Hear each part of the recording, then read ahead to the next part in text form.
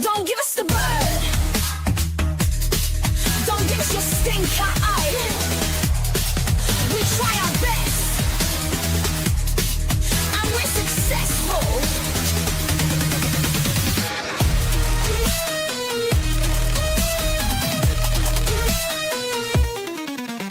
Come watch our show. Get Rivers sponsors. It's time to start. Enjoy the show. Welcome in, everyone, to Betting Weekly Live, and this is The Breakdown with myself, Steve Wyss, and Will White. What an incredible evening in the Champions League. Some huge amount of goals, quite a few shocks, some big performances to talk about. Will, first of all, I guess the most important question, were you up or were you down? Was it a profitable night for you? Hi, Steve. Hey, everyone out there. Yeah, it was a profitable night for me. It really should have been. It's the kind of night that I think suits my kind of more contrarian style, and a few kind of contrarian calls that worked out quite nicely in the end. Yeah, I've got to say, shout out. You had a lot of great calls on the show today. We cashed the daily double again. There's the graphic on screen, a plus 121 winner. Arsenal Bayern, that was in by half time. Great bet on the both teams to score, yes, as a single on itself. PSG certainly made the double sweat a little bit more than it should have done, but that is a great daily double. 4 out of 5 winners now on the early show for Betting Weekly live daily double. But yes, welcoming everyone. I have so many comments already beforehand. We are going to talk certainly about Arsenal, certainly about Liverpool, and stuff like that, implications from everything.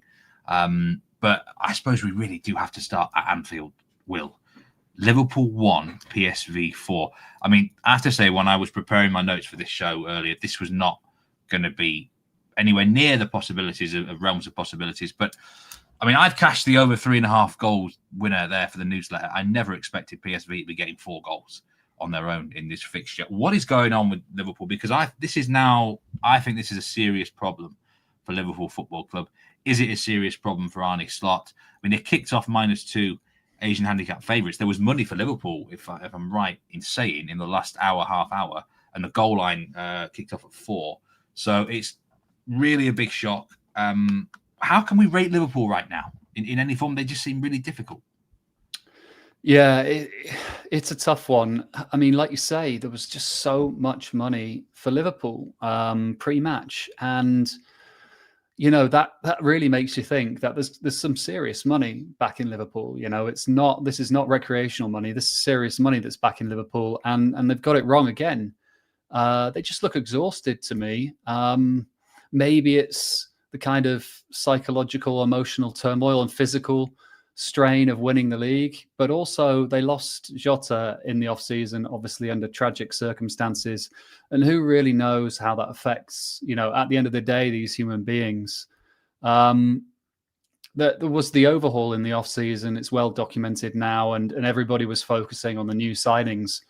You know, Wirtz, Alexander Isak, undoubtedly these are top quality players, but losing Diaz and Trent, I think that's being a bit undervalued. And obviously the new signings are a couple of them don't look fit. Alexander Isak in particular. And I just think, personally, I think Slot needs more time. I'm not really one for knee jerking. I think it's more on the players than anything. It just, you know, the likes of Konate just doesn't look at it.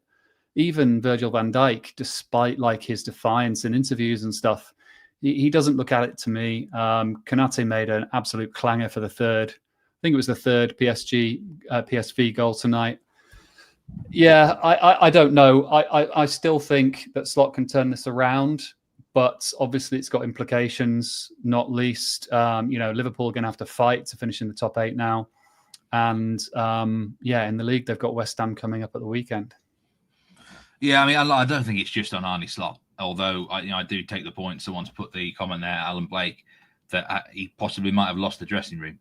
Van Dijk and Konate look awful all season. I'm sorry. Konate especially been a disgrace this season. Van Dijk doesn't look at the races. Is he what he was? Is the tactical system helping him or not?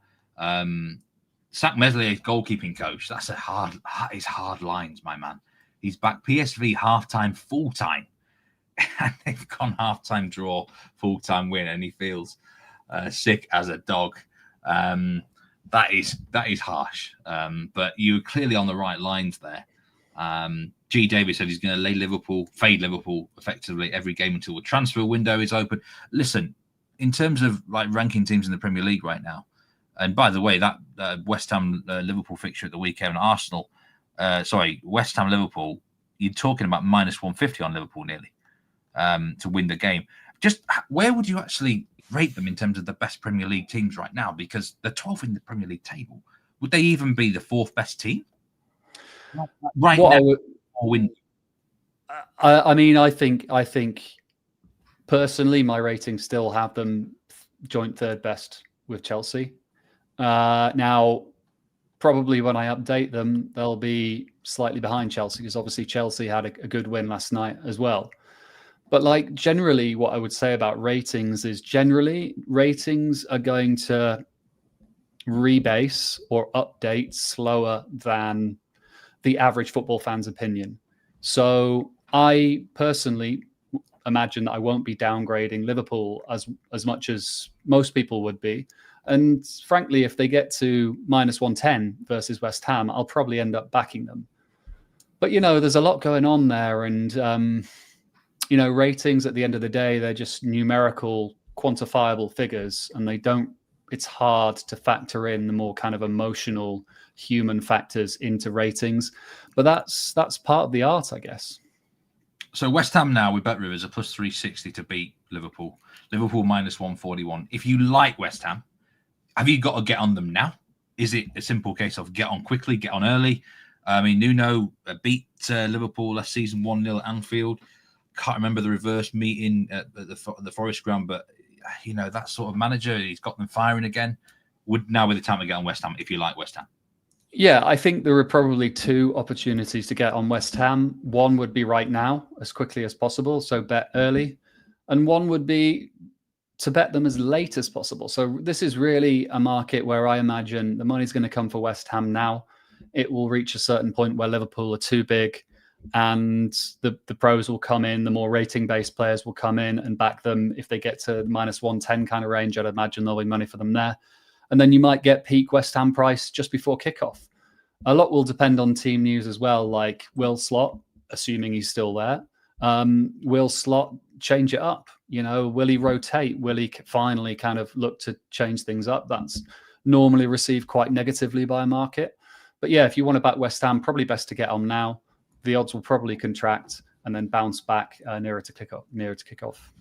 Pro Soccer Bets Club says, Will, how many bets would you have on an average Saturday? That's an interesting question. Probably to want to. I suppose it'd depend week to week, wouldn't it? What you're on, but yeah, I mean, they're probably on a weekend. There are probably kind of 80, 90 games I'm looking at, and I probably have a bet in about 20% of them, 25% of them. So probably average 20 bets on a weekend. Yeah, it's an interesting one there. Like Champions League table, there it is. Thanks to John Izzard for getting this table up with the graphics here. Arsenal top of it, 15 points, 100% record, the only team with that. Ajax down at the bottom. And Arsenal, we've got to talk about them. Nigel Seeley was at the Emirates today, saw some of his stuff on X. 3-1 win against Bayern Munich. That is an impressive performance from Arsenal today, still without Gabriel. I don't think anyone can probably dispute they're the best team in Europe right now. I guess my question is just how good are they? Because there's been several top teams in Europe over the last 20 years. What sort of level are they at? Will, are they clearly the best team in Europe? And how do they measure up to some of them past greats? I think they're very good. I think they're seriously deep as well. So they can even handle the injuries, and they've had quite a few already this season. They went off about plus 100, right? So they went off pretty much half goal favourites at home to the second best team in Europe and dominated them. So in terms of, the great teams of the past, I think it would be a bit of an overreaction to put them up there at the moment. But if they can continue this form and this consistency on for the rest of the season, then you've got to start talking about it. Yeah. I mean, I've got them, put it this way, the distance I've got them better than the second best team in Europe, i.e. Bayern Munich, is bigger than the difference between Bayern Munich and the ninth best team in Inter. So that's a serious gap. But yeah, I mean, it's a long season though, Steve. I don't want to knee jerk too early. I try and look for these trends before they happen rather than after they happen. And yeah, I was kind of very seriously interested in Arsenal preseason, and now that everybody's kind of caught up, I don't know. They're probably priced fairly. Yeah, look, I've seen a few comments out there today saying that they're worried that Arsenal might have peaked too early, which that could be a point, perhaps. It's difficult to say. I had a friend of mine who's involved with football a long time. He's one of an agent now, and he said, "Mate, why can nobody stop these Arsenal set pieces?" And this is a continual theme. Nobody seems to be able to get on top of them now. Bayern, I thought, listen, they weren't that bad. And I don't think a lot of people saying Company again. They're never going to trust him in these big games. I think he's actually done more this season to warrant trustworthy nature. And he might learn if they play each other again. They're still a very, very good team, I think. And it's no disgrace to lose at the Emirates Stadium. This is a good Bayern team. It's a very good Bayern team without Luis Diaz. I mean, Lennart Karl, by the way, I did want to talk about him. He's an absolute superstar. 17 years old. What a player he is. Yeah, this is to get to be able to start for Bayern Munich at that age, you've got to be damn good to be. And he's clearly the next Wunderkid off the block, so to speak. Some players have really impressed me this week. The guy for Juventus yesterday really, really impressed me in Glimt. Yildiz. He looks an exceptional talent. I think he'd be better off out of Serie A, actually. He could do really well in the league or even maybe the Premier League if he can get the physical aspect of it. Tribe of Gad says, I think PSG are building to peak business towards the end of the season. And I'm getting those sort of vibes as well. Let's talk about that match tonight. 5-3 win against Spurs. It was incredible, really, that once again, Spurs outdid PSG a little bit on the set-piece side. They got done by that, but individual brilliance from Vitinha, man of the match performance, scoring low XG goals, and that will wind up Thomas Frank, who never encourages his players to shoot from long range. He doesn't factor in the individual brilliance. I still think there's more gears in PSG. I really do. They're not at their best, but they reminded me of like a Real Madrid Galacticos side tonight, where the individual level got them over the line a bit. Spurs are a bit better than I thought, to be fair. Probably suits them being underdogs. But PSG may well be building up. In a few months' time, they might be heading towards the level of your Bayerns and your Arsenals, maybe. I don't know. Yeah, a standout performance from Vitinha. He did gift Spurs their second goal. Was it the third goal? I can't really remember. It might have been their third goal, but so many goals. So many goals. Yeah, but yeah, I actually agree with Tribe of Gad that PSG outright now might be quite interesting, because the problem PSG had was they just had such a long season last season. Even though they could rotate in the league, they won the Champions League, then they had the Club World Cup, then they had the Super Cup, and then the season starts again. And so, as I said earlier today, I think maybe them picking up some injuries and giving some rest to the likes of João Neves, Fabian Ruiz. Can't remember if Vitinha was out or not, but Desiree Doué's been out, Dembele's been out, Hakimi's now out, Mendes missed a couple of games. That might actually work in their favour, and maybe Luis Enrique is putting the pieces in place for them to peak at the right time. Yeah, I think so. I think it was encouraging from a PSG perspective. Spurs, I'm still not sure. I thought it was a better performance from them than I expected. They're one to monitor. I'm still not sure about Thomas Frank in that instance. Just want to talk about a couple of dogs that we flagged up on the show today. Paphos +1 in the early game. A big shout out, by the way, to Humble Levadian in the early show today, who actually gave out David Luiz just for a shot. I scored the first equaliser for Paphos, and they get a 2-2 draw against Monaco. Club Brugge, we were both wrong on them. +1 goal, convincingly beaten. And that's one of those where I personally will go away and look to maybe rebase a few things, perhaps more on the sporting side actually than Club Brugge. Yeah, Claudio's in. There he is. Claudio, the most optimistic poster we've ever had. Very poor read from you guys on Bruges. Yes, we are fully admitting it now, Claudio. Is that one of those, Will, where you will perhaps, because it was such a convincing win, will you look to maybe rebase the ratings a little bit more, or you just think it's a bad day at the office away from home in Europe? No, I won't be rebasing. I mean, I was already high on Sporting anyway. I was, actually my ratings didn't have Bruges as a bet there. It was a bet of mine, kind of a more feel-based bet. And yeah. You know what? Like, actually, the scoreline looks like it was quite one-sided, but up until when Casper, I can't remember what his first name is, but the captain of Sporting, Hullman, he kind of got sent off, reviewed by VAR, shouldn't have been sent off, and he got overturned. And up until then, like, Bruges looked pretty good, and I think that rattled them somehow. It kind of threw them off, and yeah, but they did look poor. They did look quite ragged, and maybe there's a storyline there in regards to their poor underlying stats domestically. And if I'm looking to rebase there, maybe it's downgrading Bruges, but I've already had Sporting quite high, and yeah, I think they're a pretty good team. I think I've got to change my opinion on Sporting a little bit. I've been down on them for most of the season. I've personally always had Benfica as a better side than them. But I think Sporting maybe deserve a little bit more credit. I always, be honest, I felt that they were kind of a machine under Ruben Amorim. And I always felt once he left, they would maybe drop the level a bit. But they've done well, actually. They picked themselves up quite convincingly in that sort of thing.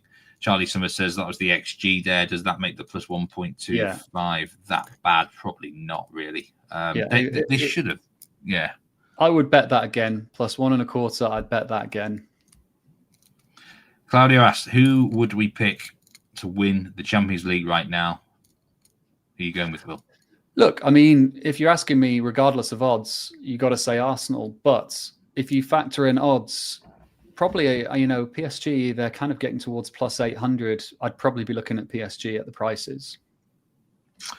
Yeah, I'd be looking at PSG.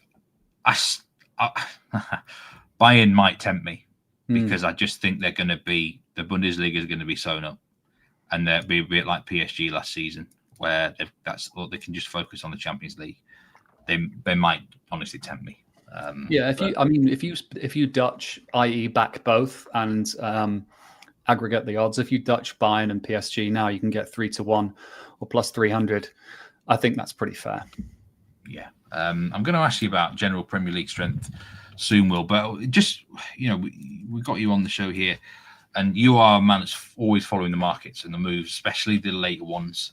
What was there anything really substantial that you picked out from this Champions League match day that you thought was a significant move that ended up cashing or going the other way?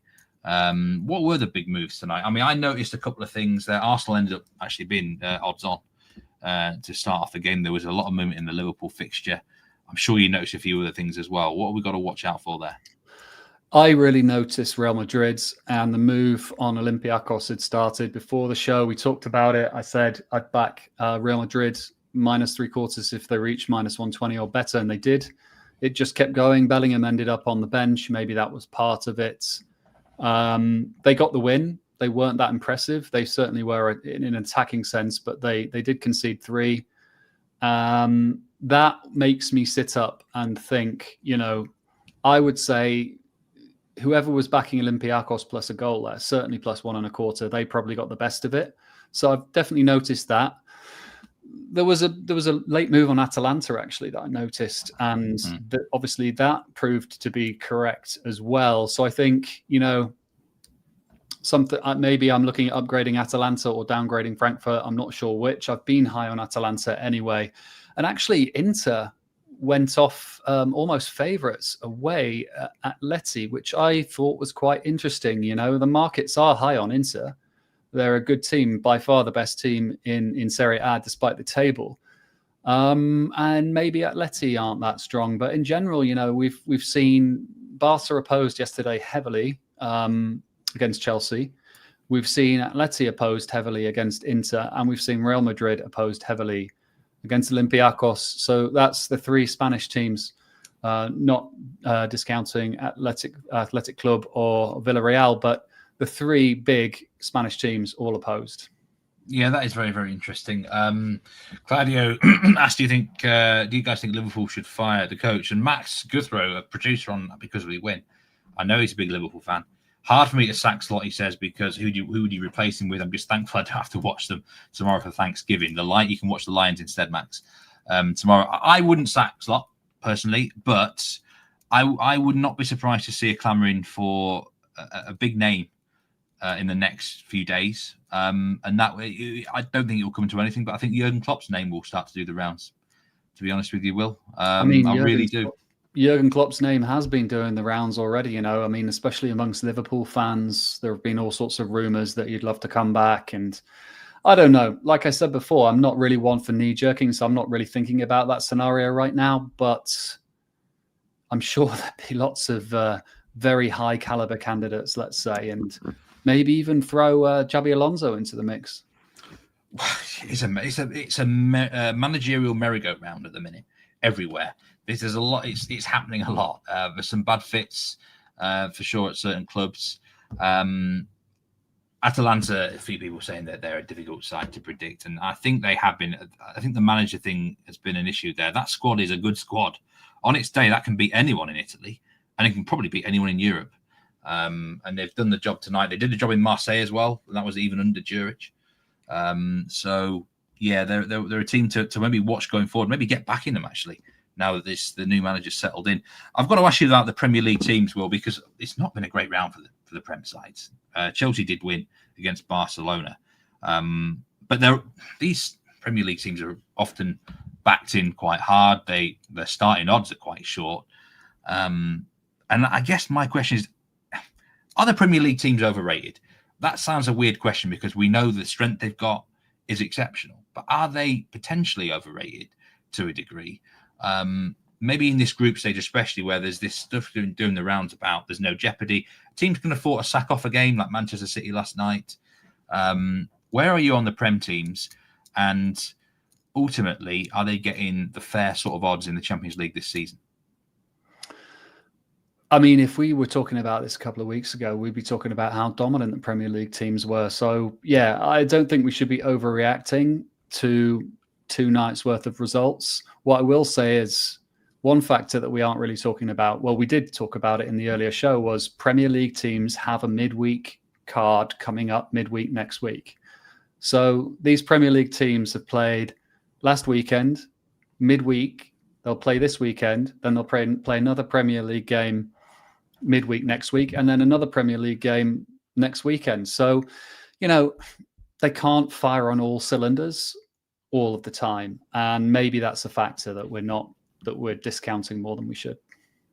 Yeah, the sandwich effect. I think Nigel and Neil mentioned this on the dojo, last week's dojo, and there's a lot of, some, to be fair, made the point. Manchester City, Haaland can't just keep starting 60 games a season. So there's got to be a give-in somewhere, and that's where I totally get bettors out there who wait until the lineups are announced.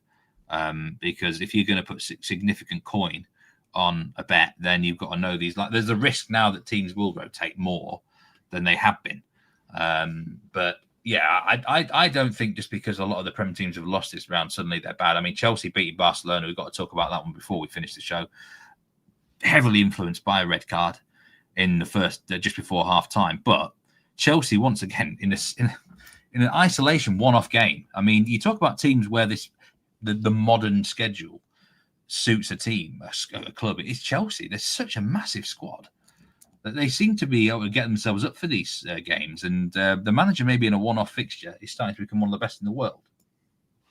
Yeah, I mean, Chelsea are a serious team and have a seriously deep squad. And, they've got Cole Palmer to come back too. And, they're a big threat, not just in the Champions League, also in the league. Obviously, they've got Arsenal coming up at the weekend. They've got an extra day's rest. 2 very, very good teams going at it this weekend. I'm not going to overreact to the Premier League teams' losses. Like you say, Chelsea were very good last night. Arsenal were very good tonight. Liverpool got backed in. Newcastle even got backed in last night as well. So, I would put more trust in the big money that's backing these teams than I would kind of a couple of results, especially the City result where they a massively rotated 11. Well, that will do for the first breakdown. Well, unless you've got anything final to add about anything over the last 2 nights or beyond that. And thanks everyone who joined in. Loads more of you in than I expected. So many comments. Appreciate that. We're going to try and do this breakdown show after every Champions League round going forward, including in the new year with the knockouts. So we'll solid start, my man, and quite a crazy night for the first one to happen. Will Arne Slot still be in the job by the time the West Ham match comes around? Yes or no? Yeah, I would say almost certainly yes. I don't see the powers that be at Anfield knee-jerking, but you never really know. I mean, what I would add is what a competition this is. You know, the Champions League never fails to deliver. Let's not get into the format. I'm personally in favour of the new formats. But, it's been raining goals. It's been raining massive market moves. It's been raining headlines. So let's just bask in the glory of some absolutely top level football. Very well said. Thanks so much, Will. And thanks everyone who joined in live or on demand. I'll be back tomorrow, Betting Weekly Live, usual time, 11 a.m. Eastern with James Easton, Europa League and Conference League. And we'll be back for the next Champions League round. So take care, everyone. Enjoy your evening, wherever you are in the world. See you next time on Betting Weekly Live. Goodbye.